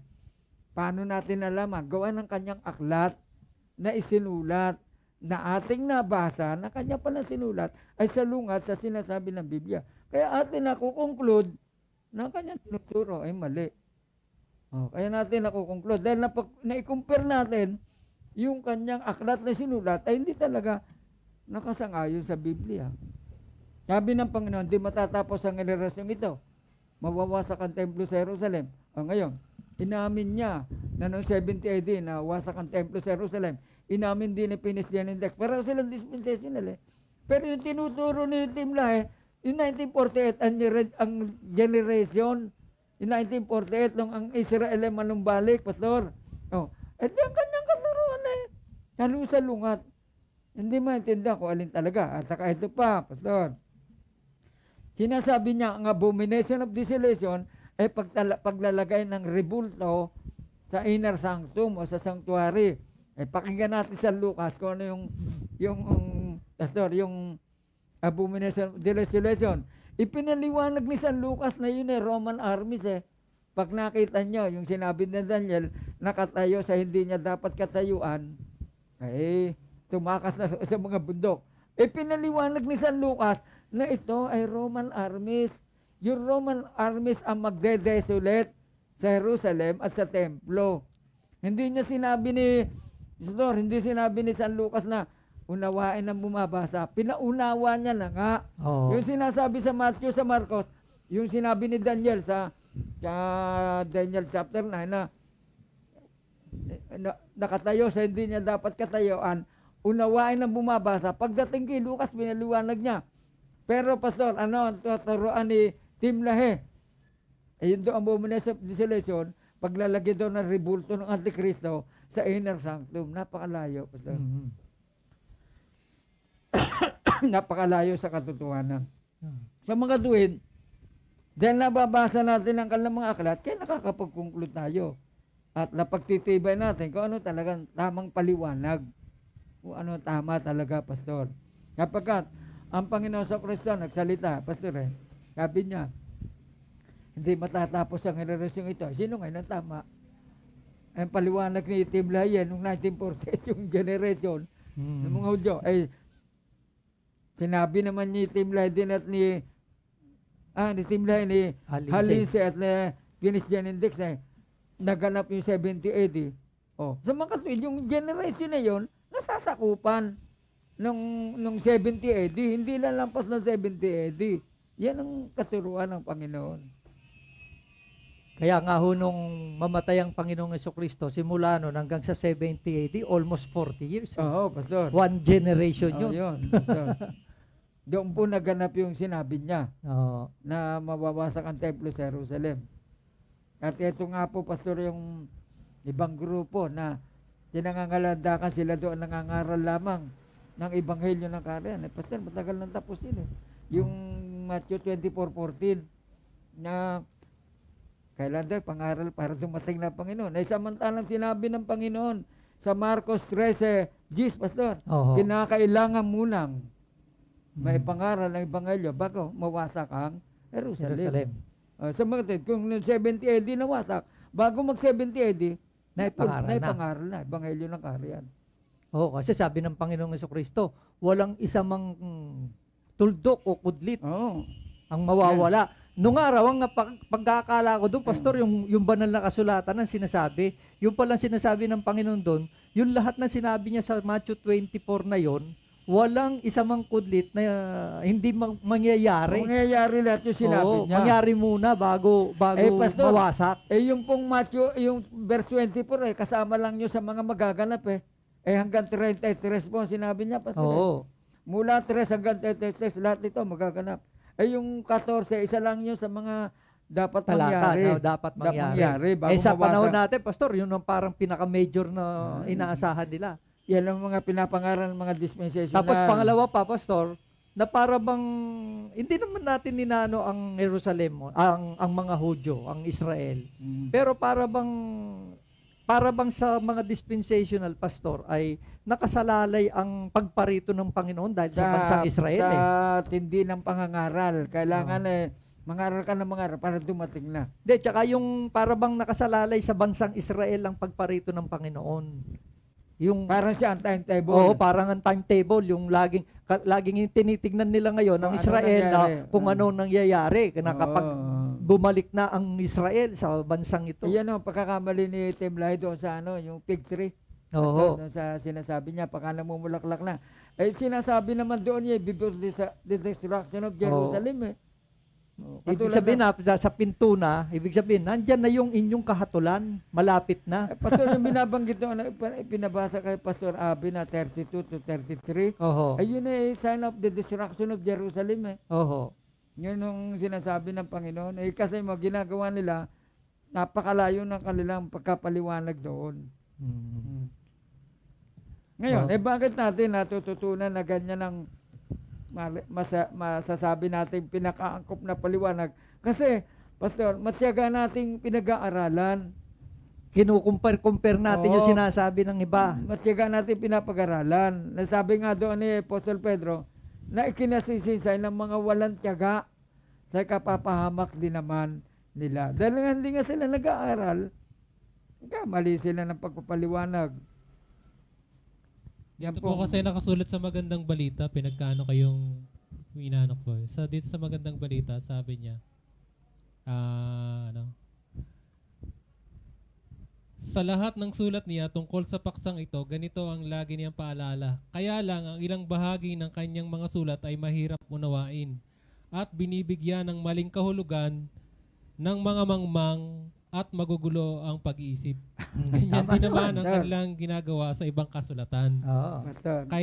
Kaya nga't ipinapahamak nila ang kanilang sarili. Pastor. Yan nga sinasabi namin, Pastor. Kaya, kung sino man na nagsasabing ganyan na sinasabi na yan ay walang halaga, kita mo sinasabi, mas maganda pala yung pagkasabi dyan, Pastor. Pero hindi natin sinasabi sila yun. Yung Pwede mga mong mangmang. ikumpara yan sa ganito sa pag-aaral, Pastor. Ganito yan eh. Sa mathematics, maraming umaayaw ng mathematics. No? Maraming umayaw. Bakit? Sabi nila mahirap. Pero yung iba, matyaga nilang, halimbawa, nagsosolve ng equation. Bakit yung iba nakukuha, yung iba hindi nila nakukuha yung equation? Kasi, yung iba, matyaga nilang hinahanap ang solusyon. Pero yung iba, tumitigil na dun sa, ay, hanggang dyan lang ang abot ng kaisipan ko eh. Parang yung si Vincent, ganun ang, bagamat siya'y dalubhasa sa Greek, hanggang dito lang ang aking rito. Hindi ko na masyadong bibigyan ng pansin to. Hindi naman ito ang gaanong mahalaga. Parang ganyan eh. Oh. At napakahalaga po pala nun na sa mga bawat paksa sa Biblia, kailangan palang pinagtatagal. Oo, pagtsatsagaan mo. Oo. Eto, Pag Pastor. kami lumilitaw kang katanungan, hanapin mo. Hanapin mo ng hanapin. Pastor, yun. yung binasa nyo dito, kaya nga minamahal habang naghintay kayo, sikapin nyo ng mamuhay ng papayapa. Walang dungis at walang kapintasan. Isipin nyo, kaya nagtitimpa ang Panginoon upang bigyan kayo ng pagkakataong maligtas. Yan ang sinulat sa inyo ng kapatid nating si Pablo. Mhm. Taglay ang karunungang kaloob sa kanya ng Diyos. Sa lahat ng sulat niya tungkol sa paksang ito, yung sa end time Pagparito na po ito, yata ng Panginoon sa sang binabanggit niya yung pagdating ng Panginoon. sa lahat ng sulat niya tungkol sa paksang ito, ganito ang lagi niyang paalala.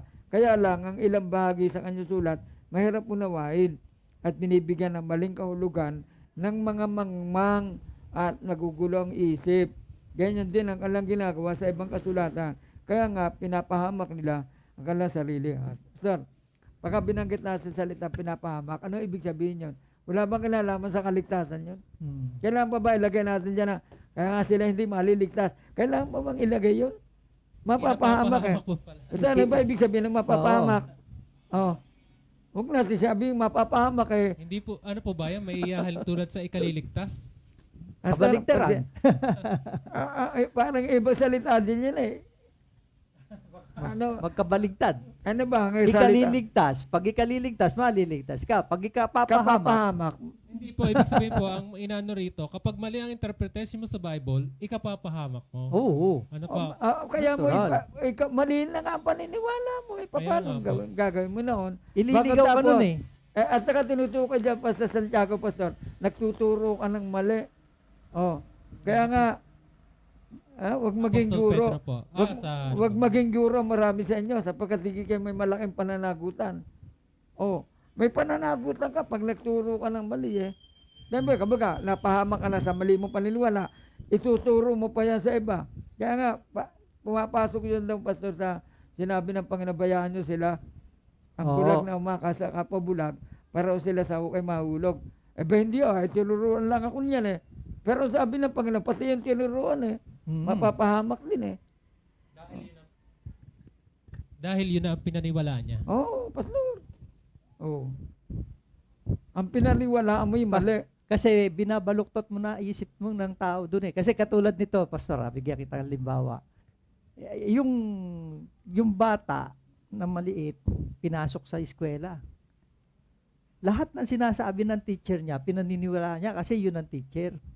Pagkatapos pag-uwi niya sa bahay, merong maling nasabi yung teacher, pero sinasabi nung nanay, anak, mali yan.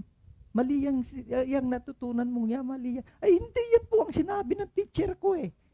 Mas pinaniniwalaan niya ngayon yung teacher niya kaysa sa nanay niya. Oh. Ganyan din tayo. Kumbaga, halimbawa tayo, yung pastor natin, ito yung sinabi sa atin. Tapos hindi na tayo nag-aral, hindi na tayo nagsaliksik. Kung ano lang yung sinabi ng pastor, yung paniniwalaan natin.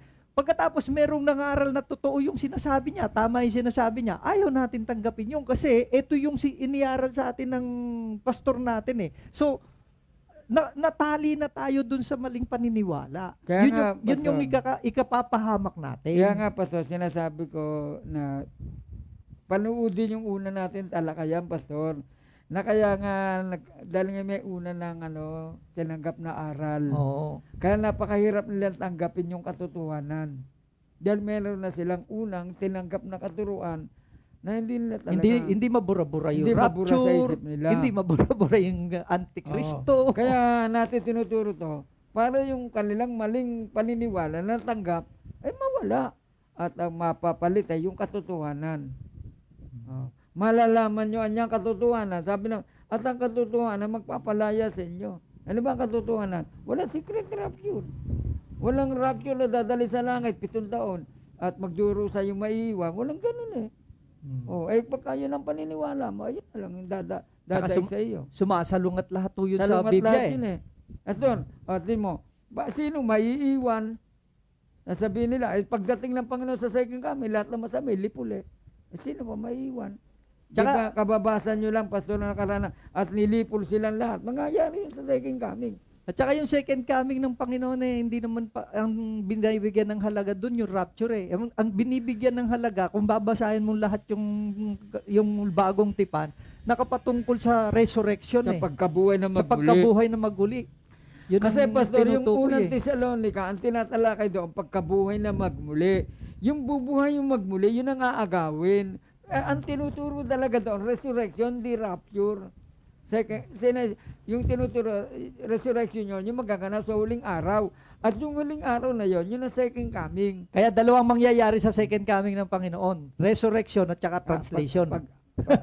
Ita-translate tayo doon kasi kaagawin. Kung halimbawa nabubuhay ka pa, dumating ang Panginoon, hindi ka na mabubuhay maguli. Ita-translate ka na lang. Yung Sa isang kisap mata. Oo. Pastor, yung ita-translate, yun ang mga buhay pa. Buhay pa. Pero yung mga patay na, sasanib uli doon yung yung kanilang, dadali ng Diyos na kasama niya, Mhm. yung mga namatay kay Kristo. babangon sila sa Babangon muli. Dahil nga yung, tinalakay na nga natin, Pastor, na yung pag walang espiritu, patay. Kaya yung kaluluwa o espiritu, interchangeably, sasanib uli doon. Dahil nga yung bata nga, Pastor, hindi naman ako nalilito, Pastor. Yung bata pinalangin ni Propeta Elias pabalikin mo po. At dinilig ng Panginoon kanyang panalangin. At bumalik ang kaluluwa ng bata sa kanya. At ang bata ay nabuhay. Sa makatid yung kaluluwa, nga tinatag na inner man, babalik ulit sa tao para yung taong patay na physical ay mabuhay na magmuli. Pero yun naman nabubuhay tayo at tayo na nga bubuhay na natitira, hindi resurrection ang gagawin sa atin, Pastor. Translation. Translation. Dahil hindi pa naman tayo namamatay Kaya ang gagawin sa atin, translated. Kaya nga doon sa unang Tesalonica 15:50, Pastor, hindi lahat tayo yung mamamatay. Ngunit tayo lahat ay babaguhin. Hindi lahat tayo mamamatay. Pero babaguhin ang ating mga katawan, ng katawang maluwalhati. Yun ang process na mangyayari. Doon sa unang Korinto, Kapitulo 15, mula doon sa 22 hanggang 28, hindi binabanggit. Pero pagdating sa 50, sinasaysay ko sa inyo inyang isang hiwaga. Hindi tayo lahat ay mga mamatay, ngunit tayo lahat ay babaguhin sa isang sandali, sa isang kisap mata. Ito pala pag-aaral natin ito dahil iniisa-isa natin yung mga at meron pa tayong saling Griego.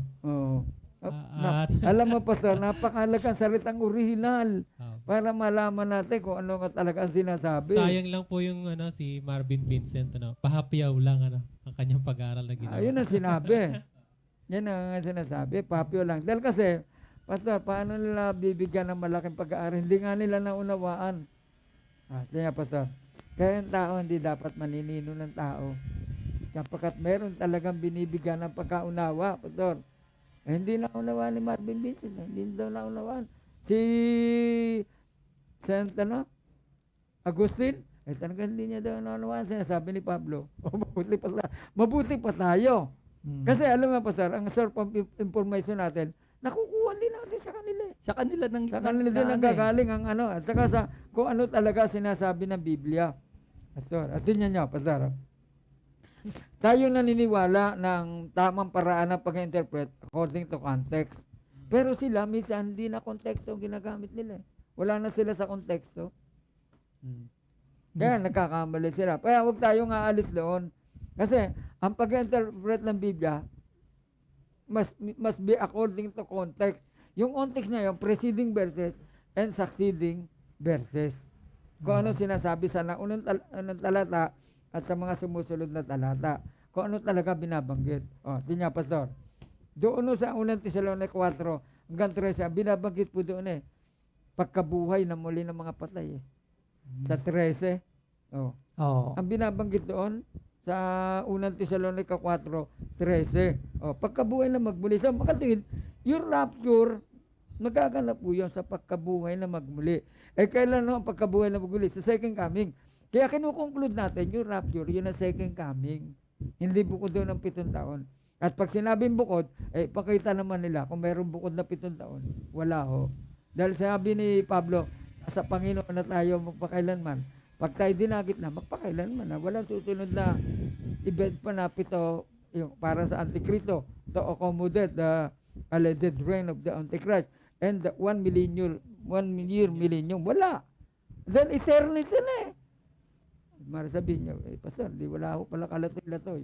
Bahala ka na kung wala kalatoy-latoy. Kung wala kalatoy-latoy sa iyo, kung wala millennium. Wala akong nalalaman. Walang kalatoy-latoy kasi base sa paniniwala mo yun. Pero base sa salita ng Diyos, may latoy. Rado kalatoy-latoy kung wala millennial. Mas maganda pag nasa piling na ng Panginoon. Ano? Ang mahalaga, Pastor, yung kung ano tinuturo ng Biblia, hindi yung paniniwala mo. Hindi pwede yung paniniwala ng tao kasi kung ano nakasulat, yun atin dapat paniwala. Kaya nga, Pastor, sa susunod nito, hindi natin binanggit kung sino hinderer.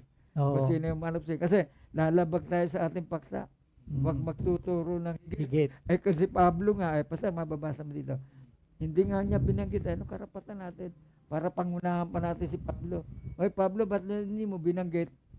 Kasi kaya nga nilagay dyan, baka meron siya mas malalim. Oo. Na dahilan. Pero naniniwala ako, naintindihan siya ng mga taga-Tesalonica, Pastor, nung sabihin niya yun. Alam naman nila yan, Pastor. Oo, sila nakakaalaman At dati nga doon, Pastor, sa hayop, sa Revelation 13 alam ng mga Christian yun So, kasi yung hayop na yun.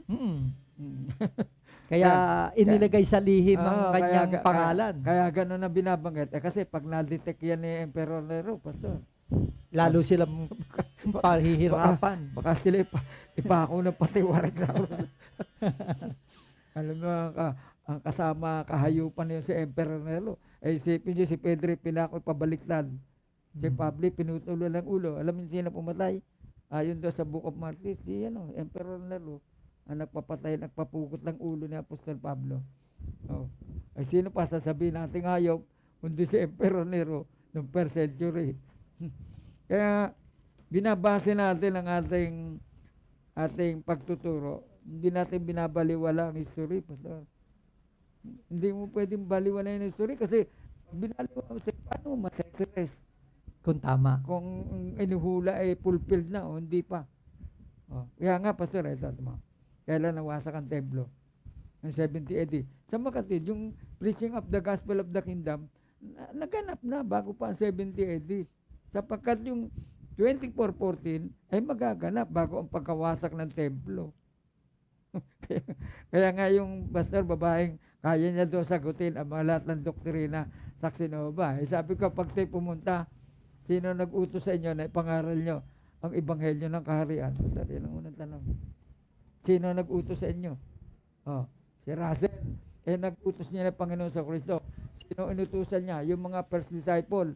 Pastor, kailan daw yan papangaral? Kailangan munang may pangaral bago mawasak ang templo sa Jerusalem. Kaya Yung pangangaral lang, walang kabuluhan, Pastor. Oh, sino nag-utos sa kanila? Eh, yung inutos si Kristo, matagal ng fulfilled. Kaya, Pastor, ang Greek word, magkaiba. Pastor, ang Oo. Greek word ng the end of the world doon, the end will come, Pastor, ay telos. Telos. Ang Greek word naman ng end of the world ay Suntuleo. Chontileya.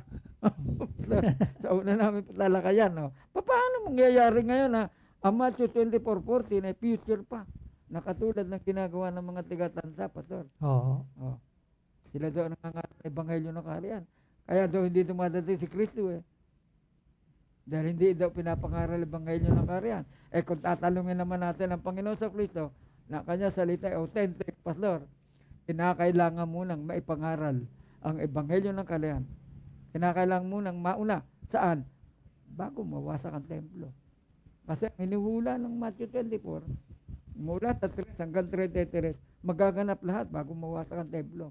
Eh yung 40, yung pangangaral ng ebanghelyo, Pastor, eh, before the destruction. Tsaka ngayon pastor, kung sasabihin mong hindi pa naipangaral ang ebanghelyo, abay, ang dami na hong salin ng Biblia ngayon sa iba't ibang lengguwahe.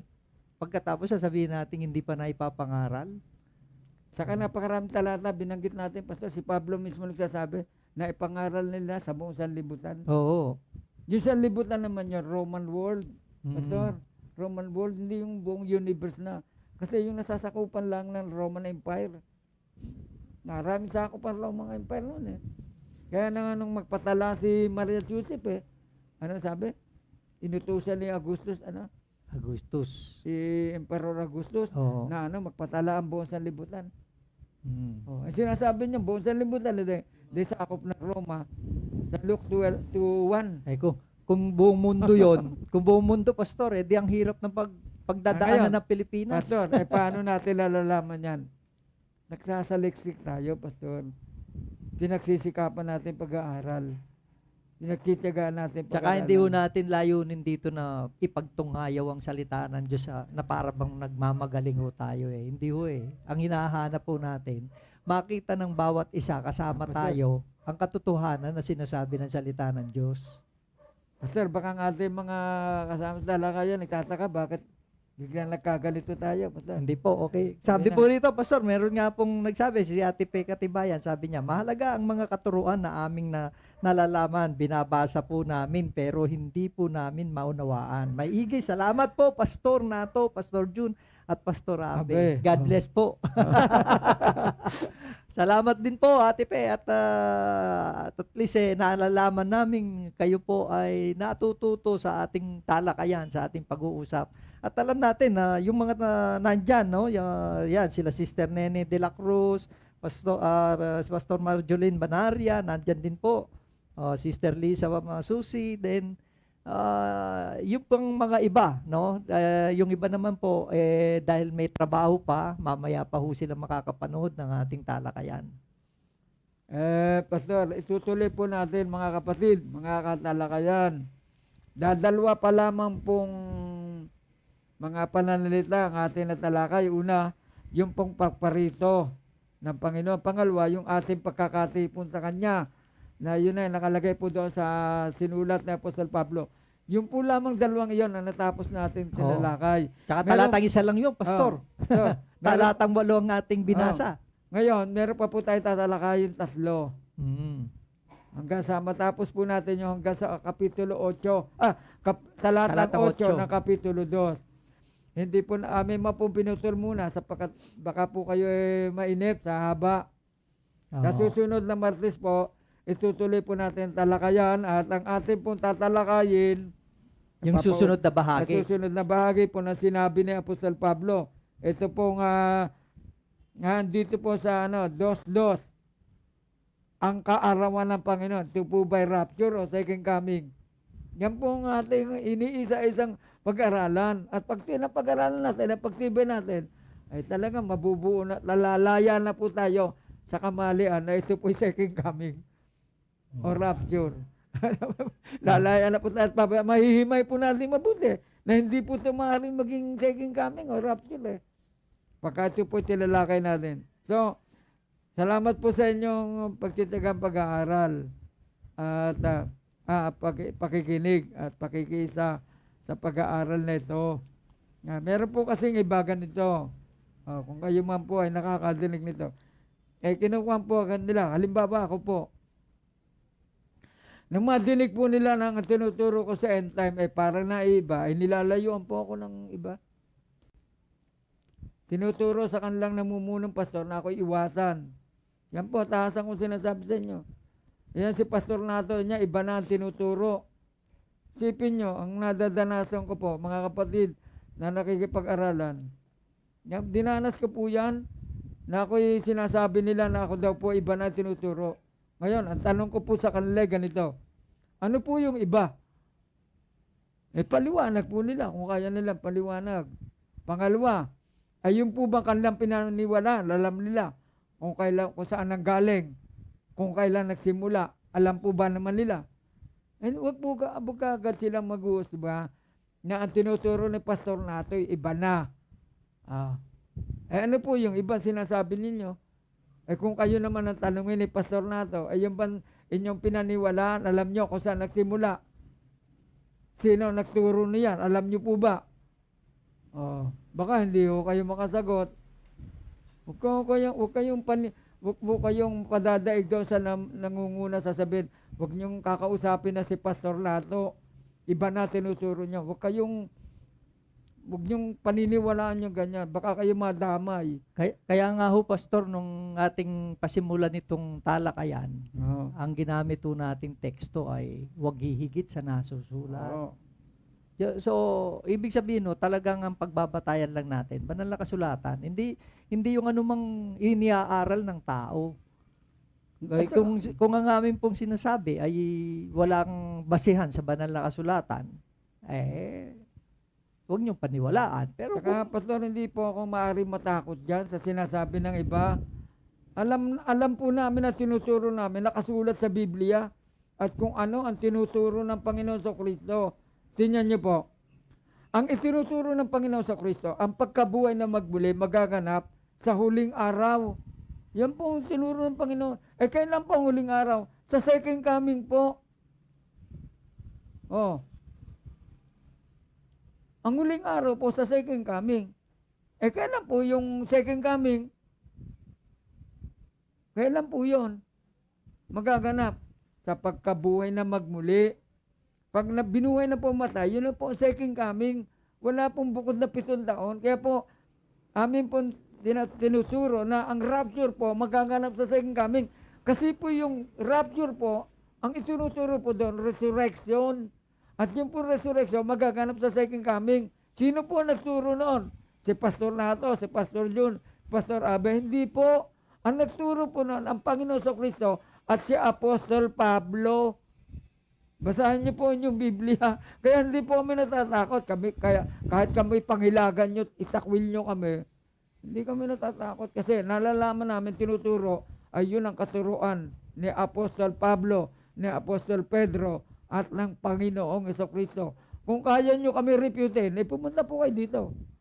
Kaya nyo kami refutin. At kung kayo tiwala ng sinasabi nyong layuan si Pastor Nato, huwag niyo pakinggan, tayuan nyo po yan sa harapan ng Diyos. Tayuan nyo yan. Kung talagang totoo sinasabi nyo. Meron po tayong Diyos na pagsasagutin natin ating mga ginagawa. Tiyakin nyo, ang inyong tinuturo ay tama. Ito ang tanong ko, saan ang galing inyong katuruan? Sino nagsimula ng ganyang katuruan? Yan ba'y tinuro ng Panginoon sa Kristo at mga apostol? Yan po ang tanong namin. Huwag yung tuturuan yung mga tao na layuan na si Pastor Nato. Dahil iba na tinuturo. Ang tanong sa inyo, alin ang iba na itinuturo namin? Baka kayo ang iba tinuro. Ang itinuro ninyo ay bagong katuruan. Hindi pa yan ang turo ng mga fathers of faith at ng mga apostol. Patunayan nyo sa amin. Kayo nakikinig sa amin na tumututol. Pastor.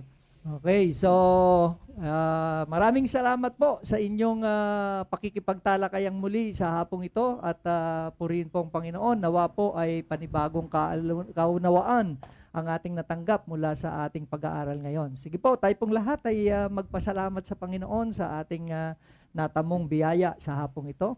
Dakilang Diyos, salamat po sa biyaya mo na aming pong naranasan. Salamat po, Panginoon, sa mga bagay na ipinaunawa mo sa pamagitan ng iyong mga salita na ipinahayag sa hapon pong ito. At dalangin ko, O Diyos, na matanim ito sa puso ng bawat isa at nang sa ganun ay magamit upang hindi maligaw or madaya ng anumang aral na nakaayon po doon sa paniniwala ng tao. Kaya sa iyo po namin inilalahad, Panginoon, ang aming pagtitiwala. Sa iyo po namin nilalagak ang aming mga buhay sa hapong ito. At pagpalain mo ang iyong mga anak na nakikisa sa pag-aaral na ito, dumating ang pagdaloy ng iyong pagpapala sa buhay nila at sa pamilya ng bawat isa. Pagpalain mo po ang lahat ng aming mga kapatid sa buong mundo na nakikibahagi sa live streaming na ito. Sa iyo po ang karangalan, sa iyo ang kapurihan, sa iyo ang kalwalatian at kapangyarihan. Ito po ang aming dalangin sa pangalan po ng aming Panginoong Yesus. Amen and amen. Amen. So marami pong salamat. God bless you all at to God be the glory po. Sa susunod na Martes po, pagpapatuloy po natin ating pagtalakay sa 2 Tesalonica, Kapitulo 2.